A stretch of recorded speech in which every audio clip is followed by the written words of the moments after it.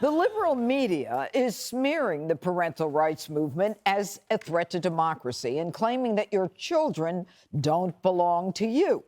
A new op-ed is blasting moms and dads as part of a right-wing campaign. Quote, children aren't private property, but a public responsibility.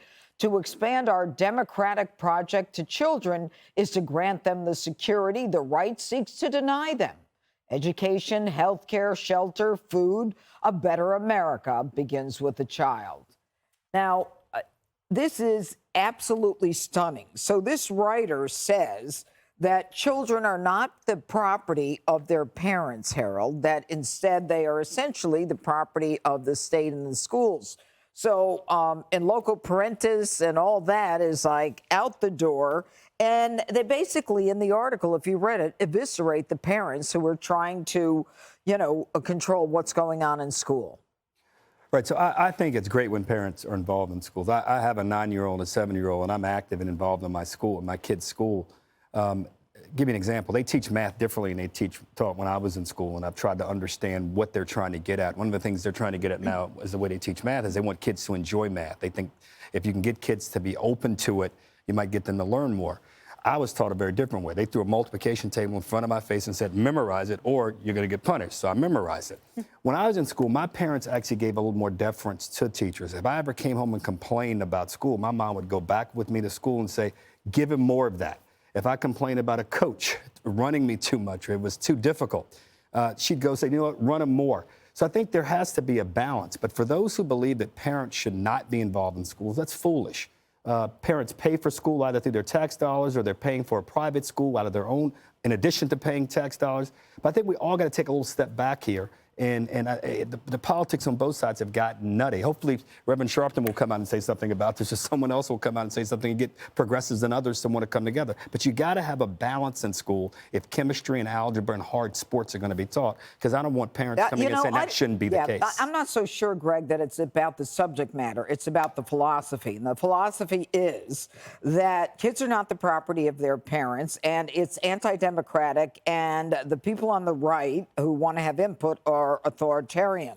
But when they say that children are the property of the state, aren't they being totalitarian as opposed to authoritarian? Yeah, well, and also, but if you want to screw the kids, you got to screw the parents first. That means positioning parents as the threat. And what's the ruse that they use to create?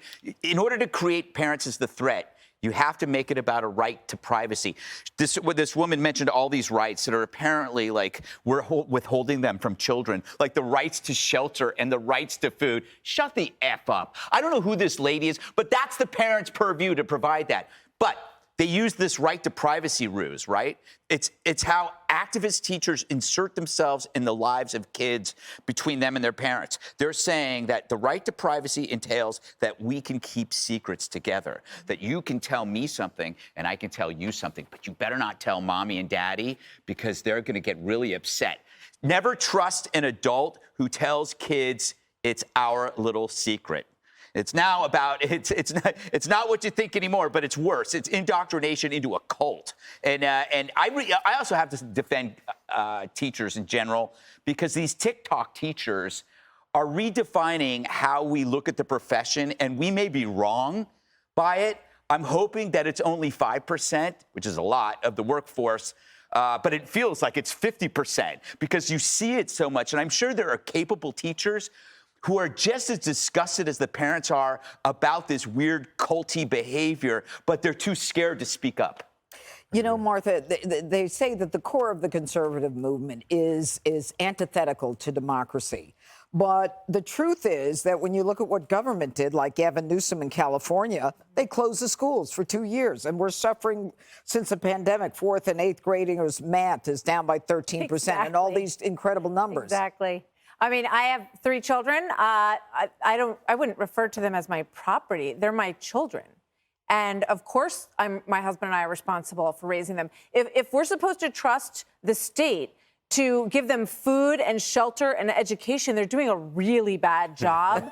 Because as you point out, it is so pathetic the amount of proficiency in reading and science. Maybe we should go back to the way Harold teachers taught him, because we're failing our kids. We have kids in 8th grade who read at a 3rd grade level. This is a crisis. So don't tell me that the state can do it better than the parent because they're doing a lousy job. When it comes to their health, depression, anxiety from lockdowns during COVID, okay, you failed there as well. So I love this line from this. She said, she goes on at length that the right-wing Christians have embraced the parental rights movement to mold their children how they choose, much like any domesticated animal.